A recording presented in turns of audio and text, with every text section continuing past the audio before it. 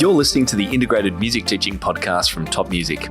Tune in weekly as we interview music teachers and experts from around the world to explore creative activities and ideas that build learning connections in students.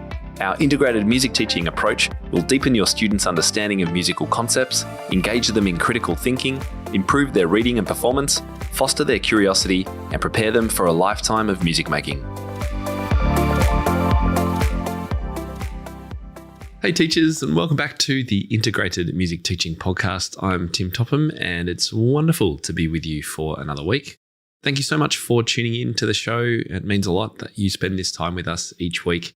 And I know many of you have listened to all 327 episodes. Some of you listening might be new just this first episode, so welcome. It's great to have you with us.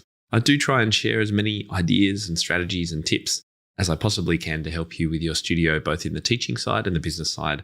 And that's what we're all about here at Top Music. And we're right in the middle at the moment of a theme on our blog, podcast, and YouTube, which is all about lead sheets and playing by ear. And today's episode is actually a replay of a show I did, it was quite a few episodes back, way back in episode number 77. So many of you may not have actually heard this episode. It was all about how to teach chord charts and lead sheets with a well-known Australian researcher and teacher called Susan Deas. And Susan's belief, and mine as well, is that if you teach your students lead sheets, they'll be more likely to be lifelong pianists. In fact, Susan Deas surveyed teachers and found that 90% thought teaching lead sheets was a useful skill, but of course many don't exactly know the best way to teach it. They don't have a framework around teaching it. Cultivating a love of music and keeping students playing was also rated as a primary focus in the survey, and most teachers thought that lead sheets would help with this. So why are many of us not fitting this creative skill into our lessons? Well, so that's what we're going to be unpacking today. Susan Deas takes us on a practical, straightforward approach to lead sheet playing. And we talk in this about her book, which is called Improvisation for Classically Trained Pianists, which breaks the skill down into a truly step-by-step process. And I love this quote that Susan said, "Don't let the perfect be the enemy of the good, just have a go. Jump in, try it out, and see how it goes." Now, before we introduce Susan and have a chat about lead sheets, I've got another review. This one's from Colin P. Thompson from the United States. Hey, Colin, who said, "This podcast is an amazing wealth of resources for music teachers and music students. Whether you're looking to improve your teaching or your playing, you will find useful advice, tips, and tricks in this podcast. I always look forward to each new episode, and I know I'll be able to find useful bits of information in each of them. Subscribe. You'll be glad you did." Thank you very much, Colin. Great to hear from you, and I'm glad the episodes have been useful for you. We would love to hear from you. If you have been listening to this show for any length of time, even if this is pretty new for you, if you've enjoyed it or you've got some value from it, please take the time to review it. Each of these episodes takes us hours to put together, both me recording what I need to record, the interview, preparing for the interview, and then all the post-interview recording process of editing and publishing and getting graphics done and social media and all that kind of stuff. So each of these episodes does take us many, many hours. So if you have been enjoying them and you haven't yet had that time to leave a review, I would be absolutely delighted if you could do that. If you're not sure how, you can head over to topmusic.co/iTunes and we'll explain everything you need to do over there. And we'll definitely be reading out more of these reviews over time. So please send in your reviews and I'll choose one each week to share with you. And Colin, if you're listening, email our support crew, support@topmusic.co, so that we can send you a thank you gift for sharing that review. My guest today is Susan Deas. She's a professional musician, lecturer, and teacher. She's been performing as a professional pianist for over 20 years at various venues in Sydney and Newcastle, including hotels, clubs, restaurants, reception centres, churches, and retirement villages. She has performed in orchestras, brass bands, concert bands, choirs, jazz bands, rock bands, and even a Renaissance ensemble. Susan has also directed and conducted several performance groups and arranged music for many groups and special occasions. And in this episode, what we're going to be talking about includes the difference between a chord chart and a lead sheet, why Susan set out to research the area of improvisation, what she found out about teachers' attitudes to creativity in the lessons, why teachers don't teach lead sheets and why they should, how to get piano parents on board with improvisation, how Susan prepares young students for lead sheet playing, what you can do to fit more improv into your piano lessons, and Susan's top tips for how to teach lead sheets. It's interesting hearing Susan's bio and all the different ways that she's used her skills as a pianist, orchestras, brass bands, concert bands, choirs, jazz bands, the more versatile we can make our students by giving them a well-rounded, deep musical education that includes things like lead sheets and improvisation and transposition and those things, the more versatile they will be and the more they will be to use their musical skills in the future in any number of different ways. And I remember lots of my memories of my teenagehood and early 20s are of playing for all sorts of different groups, accompanying musicals, accompanying singers, playing for musicians going for exams and competitions, and all of these kinds of things. They all come back to being a versatile musician and having had a holistic musical education. And I know if you're listening to this show, you're all about being a holistic music teacher. So let's add to that by talking a little bit more in depth today about lead sheets. Here we go.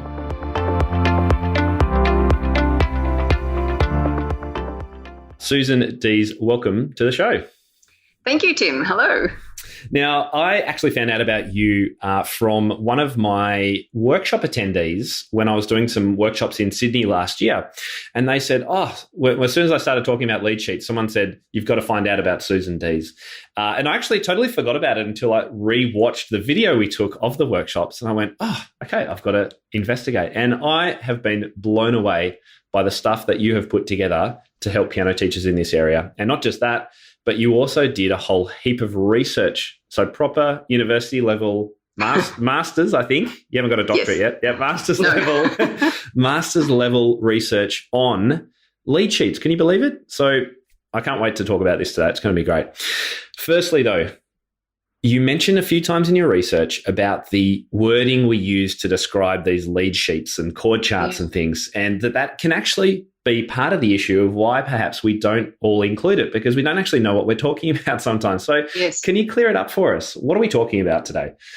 Well, what I was talking about is when you have a piece of music that's got just the melody and the lyrics and the chords, and then you have to turn that into a full arrangement on the piano and I was specifically with the melody in it, not just sort of comping on the chords, but playing the melody as well. That's what I was going for. Yeah. And so my understanding is a lead sheet generally has the melody with the chords above, whereas a chord chart will just have chord symbols and lyrics sometimes if it's a pop song. Is that your understanding? It's increasingly meaning that. I think there's some problems with the terms.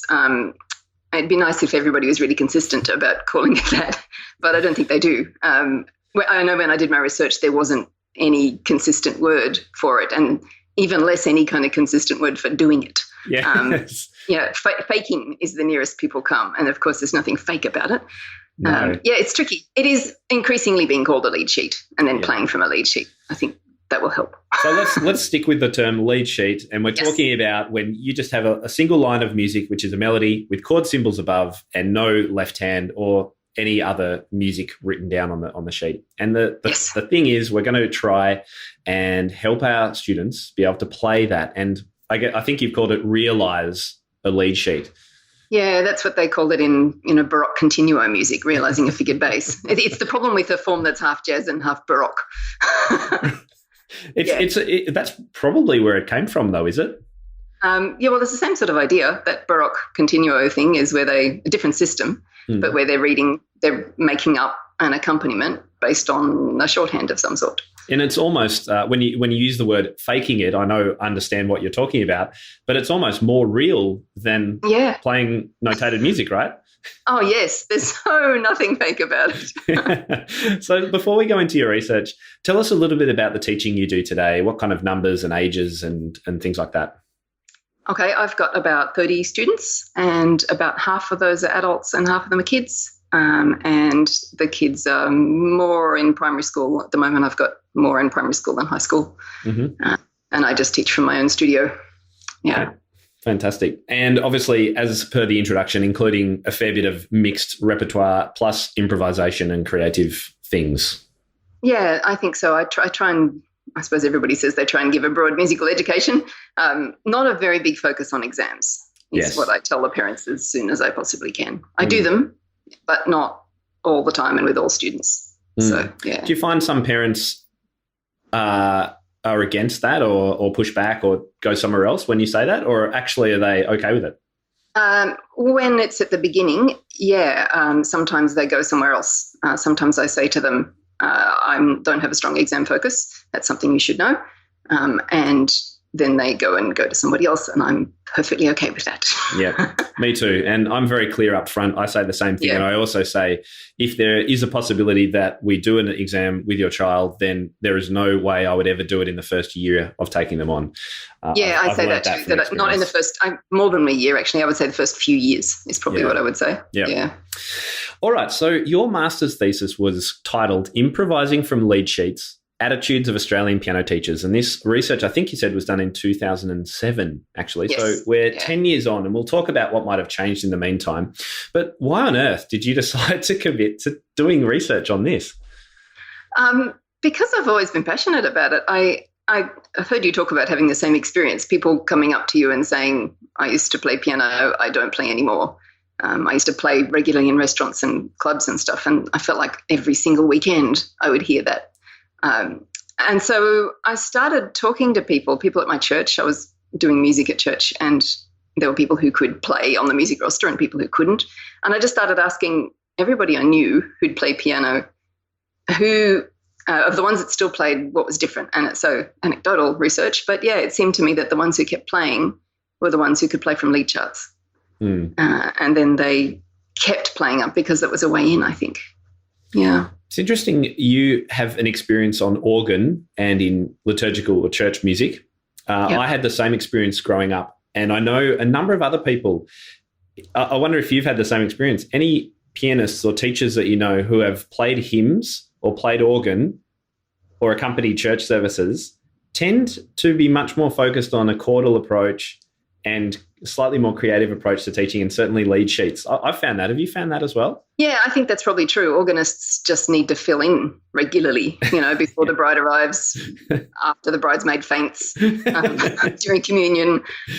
Although I actually didn't grow up playing organ, so it didn't start there with me. But certainly I think there's more of a sense of improvisation being important with organ than piano. There's definitely a strong correlation there. And I'm always thankful for my ability to play hymns. And I think reading 4-part lines and sight reading hymns has given me such great skills in sight reading generally. So I actually like getting my students to do it. And a deadline every week probably doesn't make That's true. Doesn't hurt either. True. Yeah, performing every week. Now. Exactly. Yeah. So what questions were you looking to answer in this research that you did? Well, so my main thing was to find out my main thing was to fix it, really, to see if we can find out how to get more people teaching it. So I wanted to find out who can do it. This is play from a lead sheet. Who can do it? Who teaches it? Who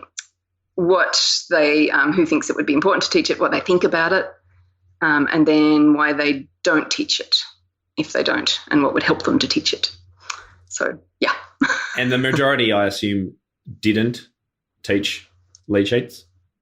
70% of them said they teach it sometimes. That's a bit broad, so I'm not quite sure what that means.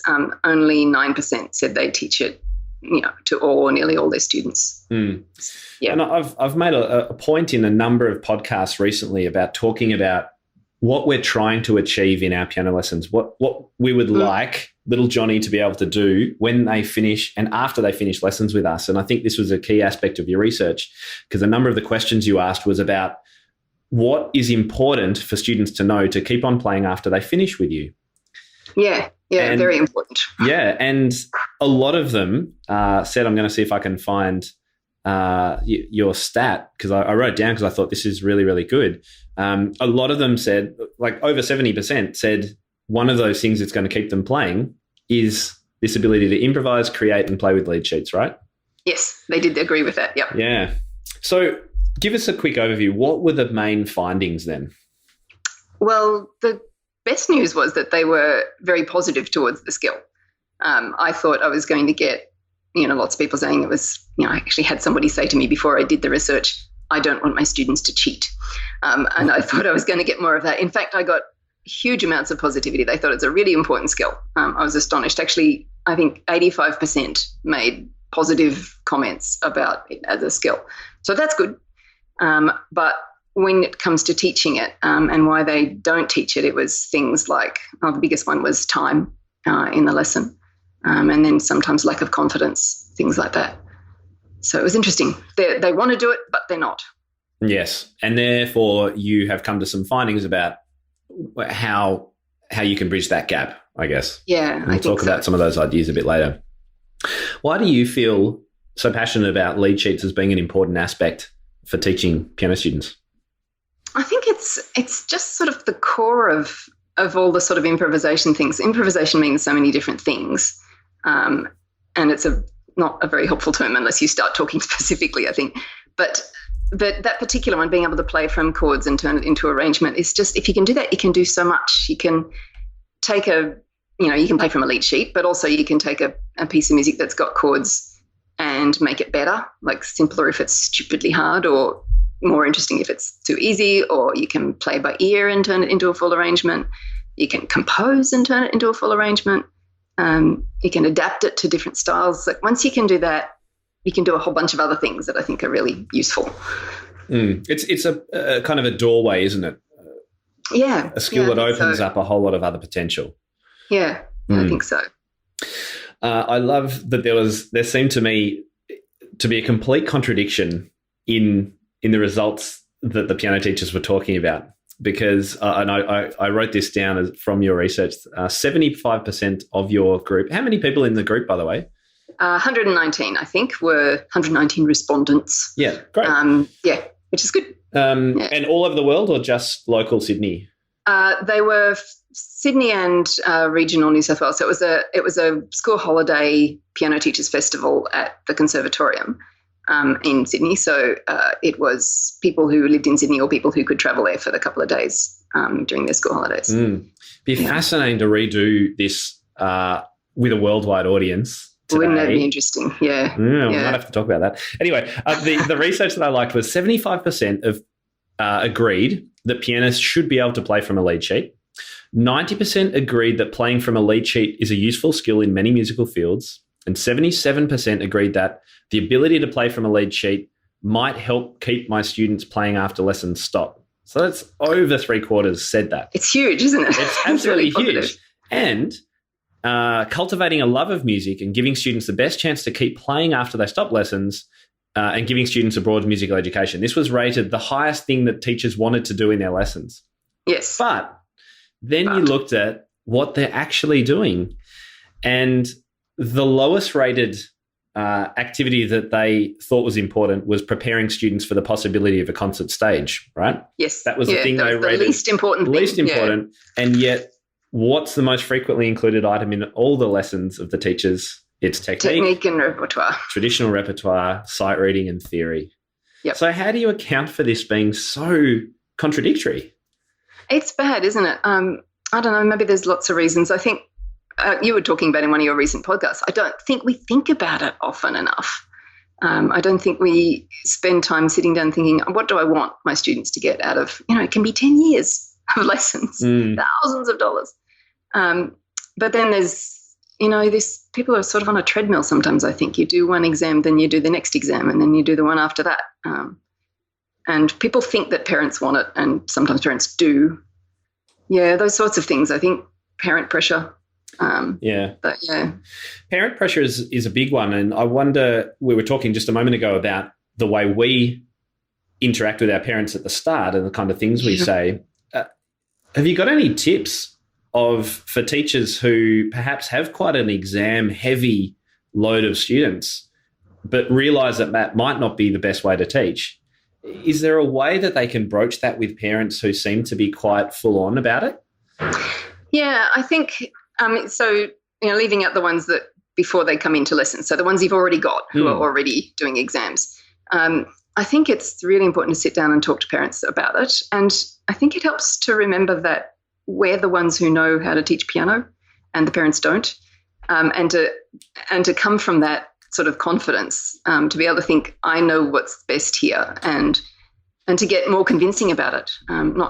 We have to be a bit brave, I think, to stand up to them. But lots of parents, really, quite a lot of parents want what's best for their child. And if you can convince them that another way of learning is just as well or just as good or better for their child, then maybe you can get somewhere. I think it's about that conversation and the importance of having it.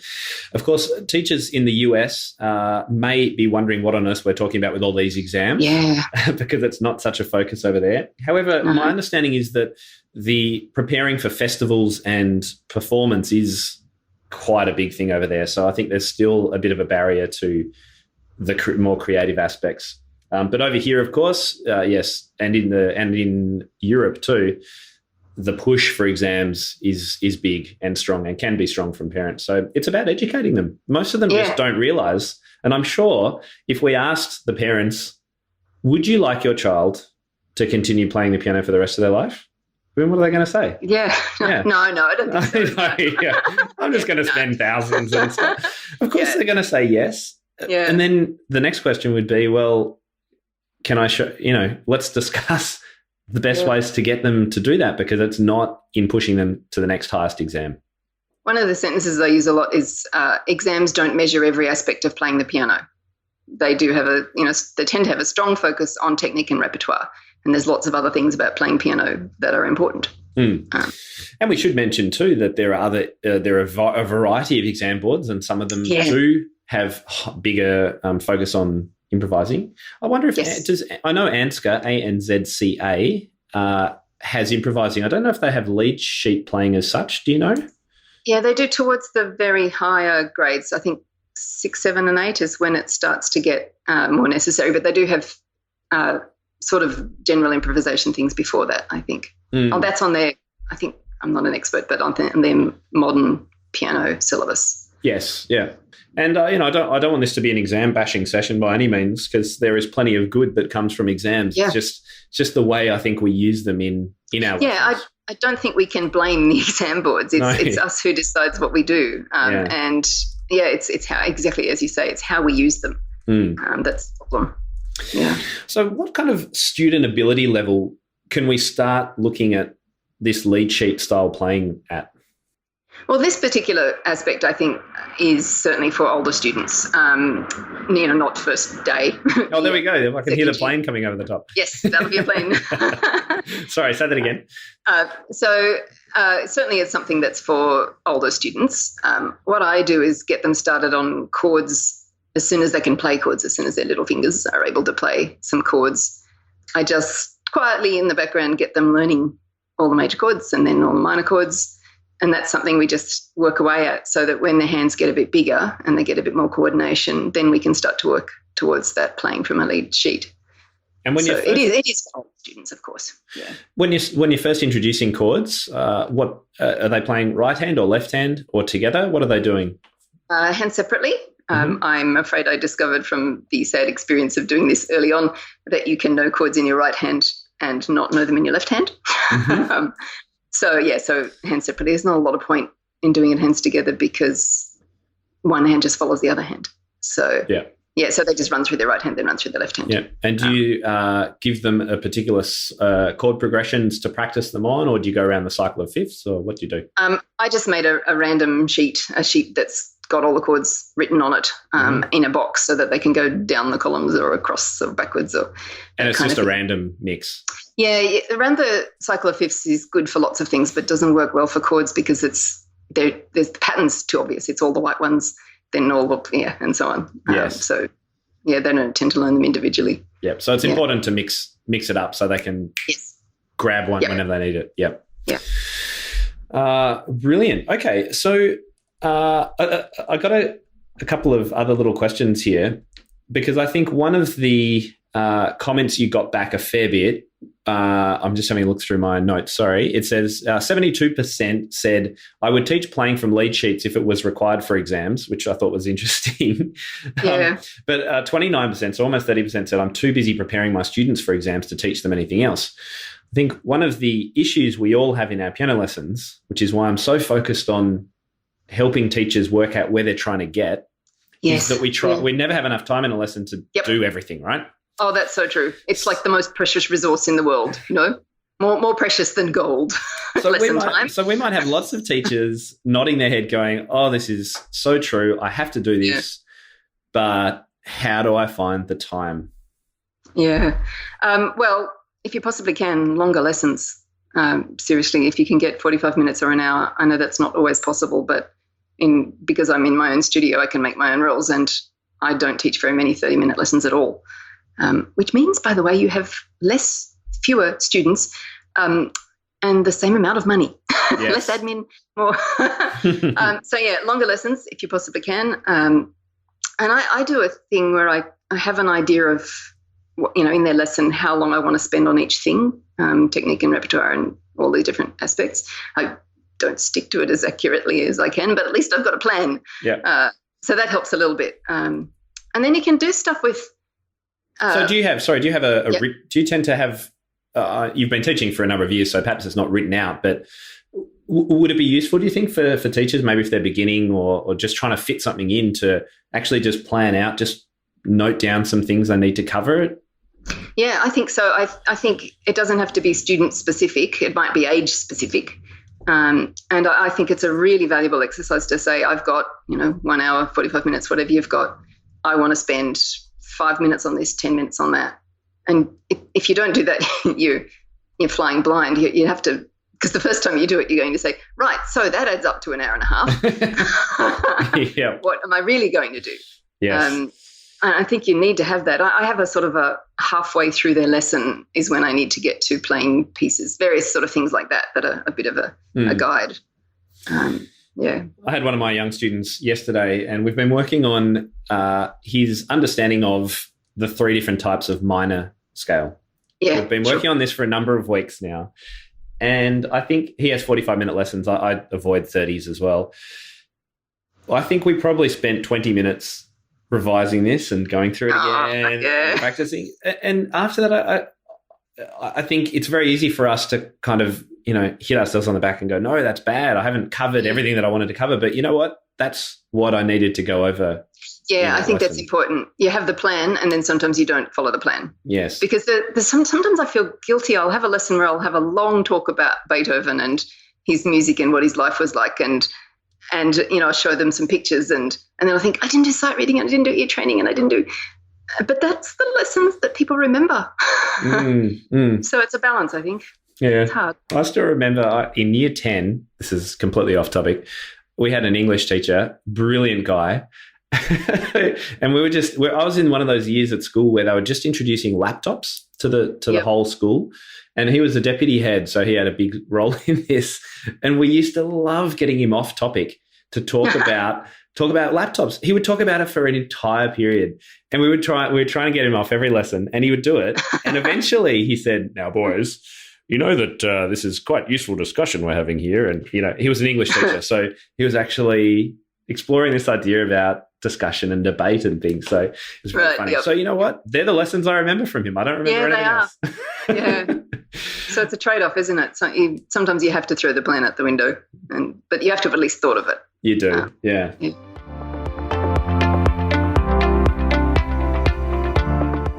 Did you know that there's a conference especially for group piano teachers? It's called Group Illuminated, and it's an on-demand conference that will run through June and July this year, 2023. Group Illuminated is the go-to place to take your questions about group piano and come away with answers, new ideas, empowerment, and inspiration.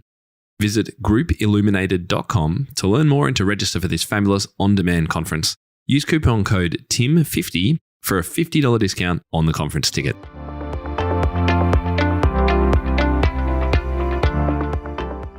All right. So I want to go into some tricks and some ideas that you have for helping teachers if they would like to start doing this with their students. Before that, the research is now about 10 years old. Yeah. What do you think, if anything, has changed? Have you got a sense around the piano teaching community that this is changing? I think various aspects of improvisation are becoming more and more important. I think it's becoming a buzzword, really, improvisation. So I think the idea is much clearer that this is something we should be doing. I'm not sure that we're changing to match that. I think it's kind of good news and bad news. I think we're talking about it more, but I think we're still struggling to do it. So perhaps we're just feeling worse. Oh, Susan. I hope that's not true. But, I think that can be a thing. You're always being told more things that you should be doing, that whole crowded curriculum thing. Well, look, but at least it's a start. Yeah. I mean, my experience in the last 6, 7, 8 years of blogging has been a huge amount of positivity regarding the writing that I've done about improvising, and a lot of people trying it out. So I think there's more openness to not just talk about it, but in my experience, to try it. Even if it hasn't yet become a regular part of everyone's lesson, people are exploring it. They're giving it a shot and just seeing what it's like. Yeah, I think that's true. And I think there's more resources becoming available slowly. Totally. And more people are trying things. Yes. I'm not sure we've got it sorted yet, but I keep seeing things that's another person having another go at giving us some resources. So we're getting somewhere. Yeah. Now, tell us a little bit about the resource that you've created for this. This isn't meant to be a sales call or anything like that, but I do want to talk about it because it is a fantastic resource for both students and teachers in introducing this kind of concept in your studio. And you mentioned just a moment ago you had a sheet of chords, for example, and how you get students to practice them. That's in this book too. So just tell us a little bit about what you've put together. So I wrote a book because nobody else did. I went looking in the shops to try and find something that would do the job. I really wanted to teach my students this, and I really couldn't find anything. They all start with major and minor chords and they go straight to stride bass or something really difficult, or minor seventh chords with added ninths. And there wasn't anything that was really step by step. And I'm the kind of person who will sit down for hours working out an exercise that uses every chord in every inversion. And so I wrote the book, and I tried it out on a few students, and then I rewrote it, and then I published it. So yeah, it's I use it with my students, and it's basically a step-by-step way of teaching them very specifically how to play from a lead sheet. It doesn't do soloing, it doesn't do comping, it doesn't do very much theory. I kept saying to myself, I'm only writing one book here, not all the other books. Yes, it's very practical. So it is one specific thing. Yeah, that's what it's meant to be. It is meant to be that you can work through it, not knowing anything about, or at least not knowing anything about improvising. It's meant for people who are trained classically, who can read music. Yeah. But then work through it and be able to play eventually from lead sheets. And I love that it's not a jazz. I've got nothing against jazz books, it's not. But a lot of jazz books are they go way over my head, and I've had lessons in it. So if people are listening and going, oh, it's another one of those books, it's absolutely not. And in fact, it's less about, if we talk improvising is another word that has many meanings. I think a lot of people think improvising means jazz all over the place. Yeah. Yours is not about that. It's just about being able to see a lead sheet and be able to play how it should go, right? Yeah, make it into a song. Yeah, it's fundamental, but you're right. I haven't found anything out there, and I've started putting my own ideas out. So I love that you've already done it. So give us a few tips. You've talked about what you do with beginners, and I do something very similar, just introducing chords as soon as they can, really. What about from near the start of your book? Let's say you've got a teenager, they can read music okay, but they have no idea about how to do these lead sheet things. So I think the biggest thing is that you've got to get the chord across into the right hand.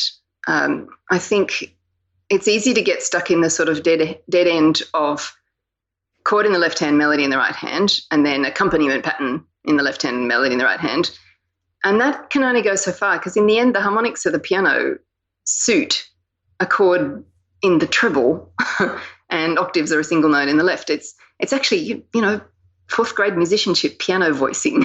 A closed position chord in one hand, in the right hand, and octaves or something like that in the left. And then the melody on top of that. So the bit that's hard, I say to my students a lot, the first bit is the hardest bit, is getting the inversion of the chord that gets the melody on top of the chord. So you do need to know all your chords, and I'm afraid you need to know all your inversions.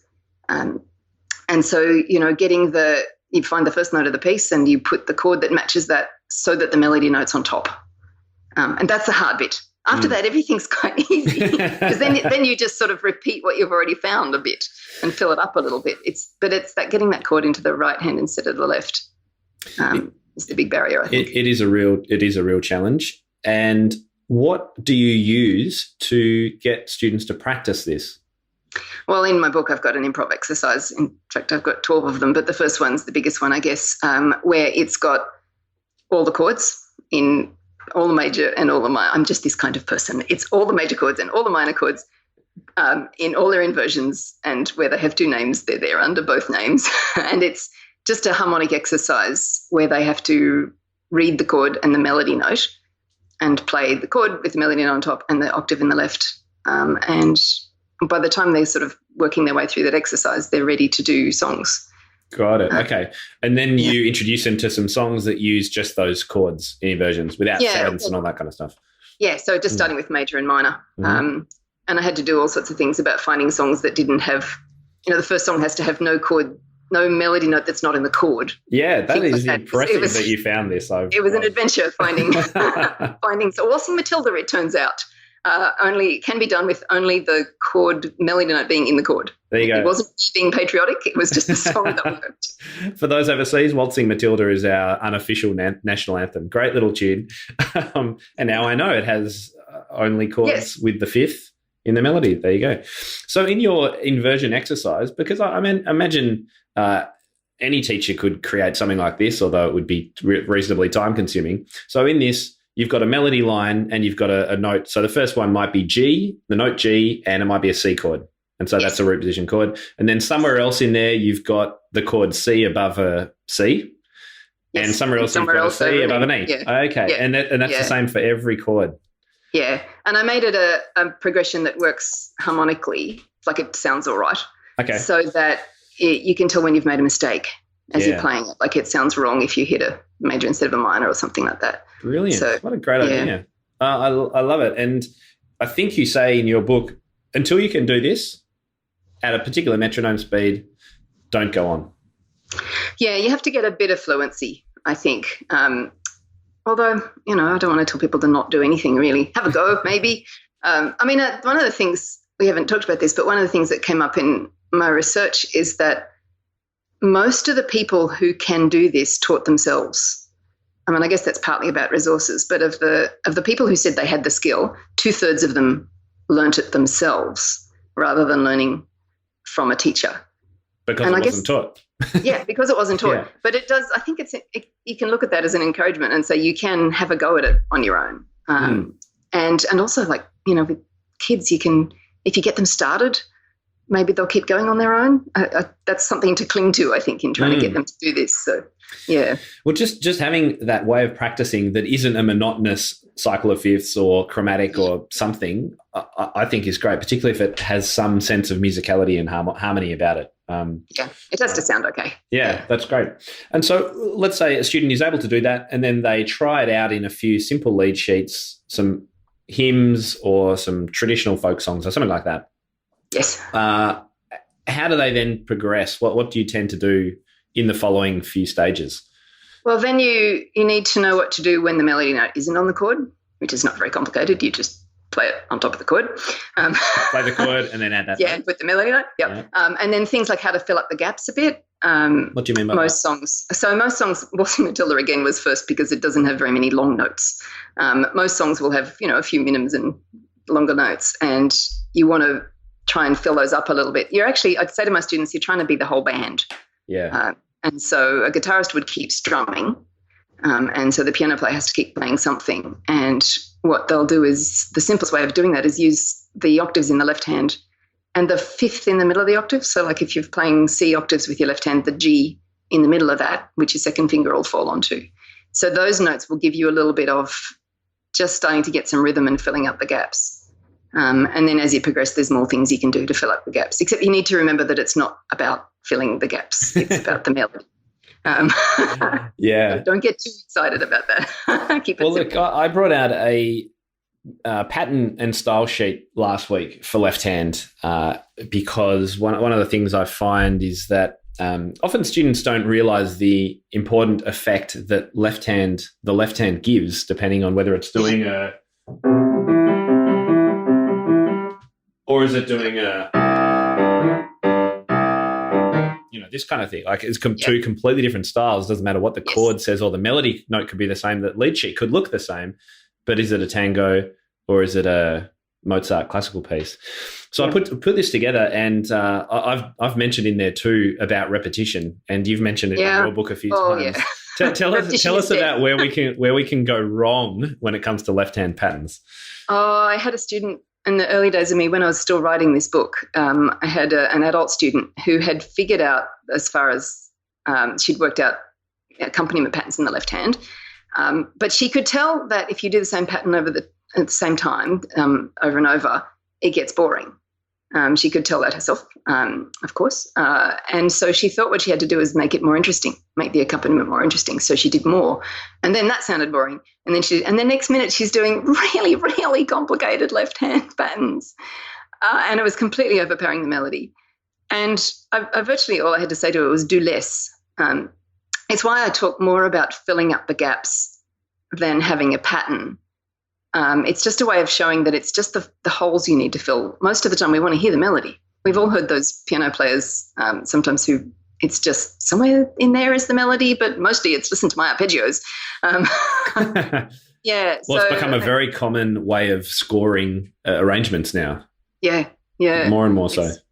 Yeah, it's a bit sad, really. Because we're such pattern people. We hear patterns, we lock onto patterns. And if we start to hear a pattern, a really repetitive pattern, then that's what we're going to start to focus on, and we're not going to lose the melody. But it doesn't mean you can't use patterns. It just means break them up a bit. Yeah, mix just them up. use them the whole time. Yeah, just stop doing it just for a moment. Stop for far. Yeah, then go again. Exactly right. And in that sheet, if anyone missed it, just head to my blog and you can grab that download and use it in your lessons. I want people to use it. I actually give for a number of different styles, the stock standard pattern, and then a few variations, so that you can explore some different things with students. And again, I do say it's not, if you continue that pattern over and over again, you're going to drive everyone crazy. So it doesn't matter what style you're going for; it doesn't have to continue the whole time. Yeah, sometimes less is more. Absolutely. Yeah. Brilliant. And I know that we haven't really talked about sevenths, for example. And I know. I'll wait for the plane to go. Hang on. Yeah, sure. Sorry about that. You did warn me. Seventh chords, and this is another problem I think with a lot of jazz books, is that it's like, bang, sevenths, and all the different types of seventh chords are introduced so early, and it's so confusing. What don't they understand about step by step? Yeah, I know. I'm with you, Susan. When do you actually think that it's important to add sevenths, and what do they do if they see a seventh and they haven't learned it in inverted commas yet? Oh, well, for starters, you can, at the very beginning, you can leave it out. It nearly always works. If you see G7, play a G. If you see G little M7, play a G minor. Mm-hmm. If you see G major 7, play a G major. So that's at the beginning. And then I think I try and teach it step by step. So I teach them dominant seventh chords first, so like G7, because that's the most common one. And I wait until they're good at that before I tell them about minor sevenths. And then I wait until they're good at that before I tell them about major sevenths. So, yeah, the step-by-step thing is, jazz musicians are so very, very clever, and they understand their theory so much. And sometimes they can't stop talking about it.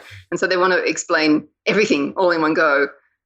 And that's not so good for the student. No, or teachers. I know that. Yeah.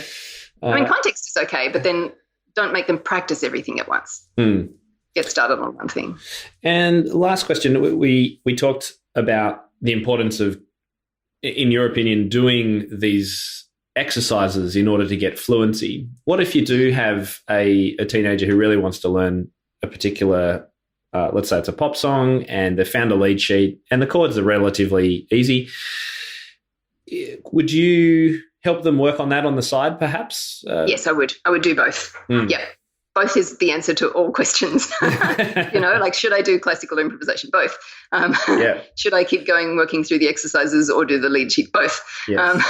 I would, because when they're enthusiastic, that's when you've got them on side. Absolutely. Exactly. Yeah. The song, and as soon as I can, if they don't suggest it themselves, I'll say it's time for you to pick a pop song and have a go at it. Pick something you like.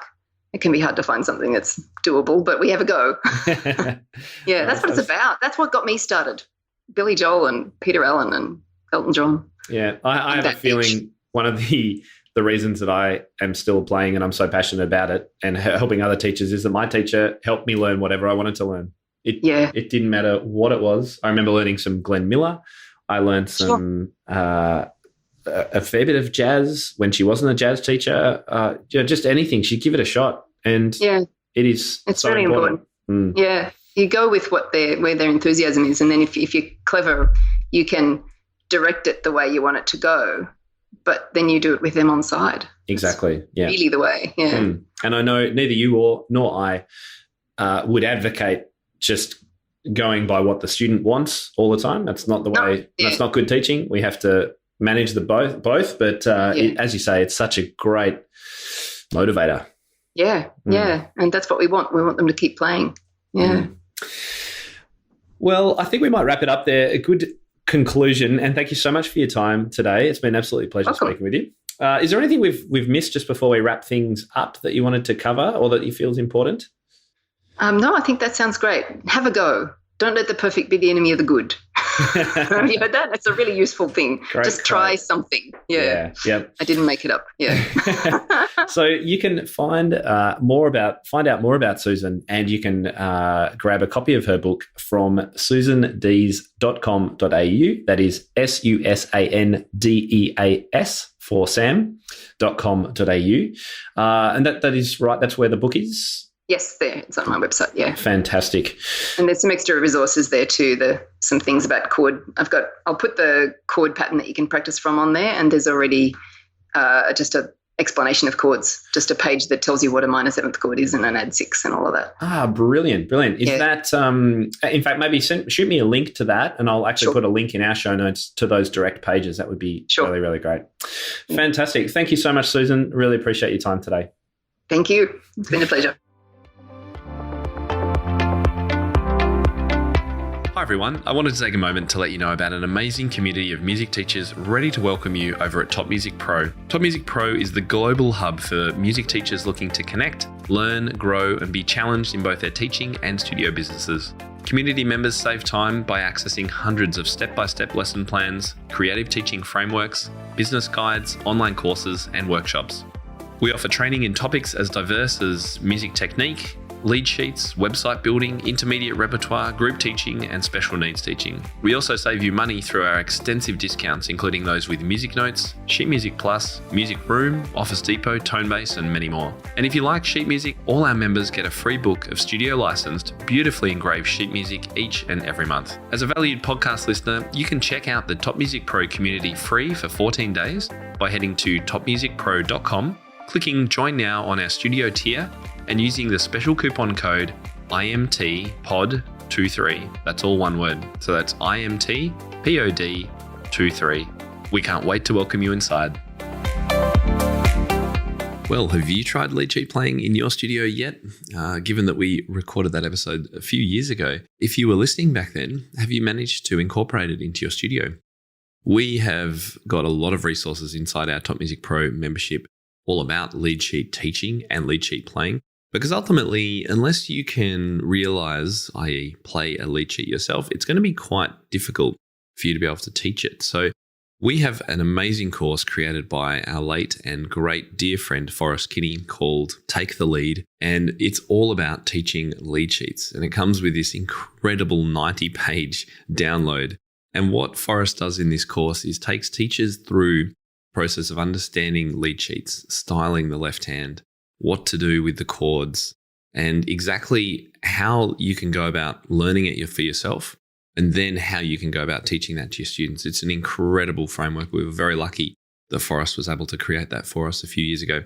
So if you are interested in accessing that, you can find out more about it over at topmusic.co/courses, where you can buy that as a one-off course, or you can access it through our Top Music Pro membership for a small monthly fee. That's over at topmusicpro.com. And over on the Guitar Podcast this week, Michael Gumley is talking about mastering the art of studio growth, exploring Chris Hickle's winning formula for 500 plus students through SEO and Google Ads.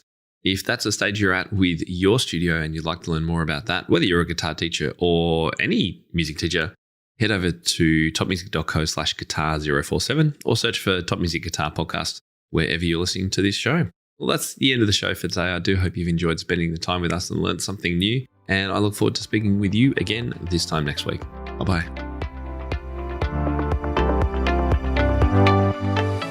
How do you keep up to date with all the latest trends and research into music education? How do you connect with other teachers around the world and make sure your teaching stays fresh and relevant for students of all ages and stages, both now and into the future? I created our Top Music Pro membership to be the one-stop shop for music teaching resources, training, support and community, and I'd love for you to come and join us inside. With over 40 comprehensive training courses, hundreds of teaching demonstrations and lesson plans, free monthly sheet music, discounts and all the business and pedagogy support you could ever need, Top Music Pro is the community you've been looking for. If you're ready to level up your learning from the podcast and join thousands of other teachers in our global network, head over to topmusicpro.com today. If you enjoy this show and want to hear more of our work, be sure to subscribe to this podcast wherever you're listening today.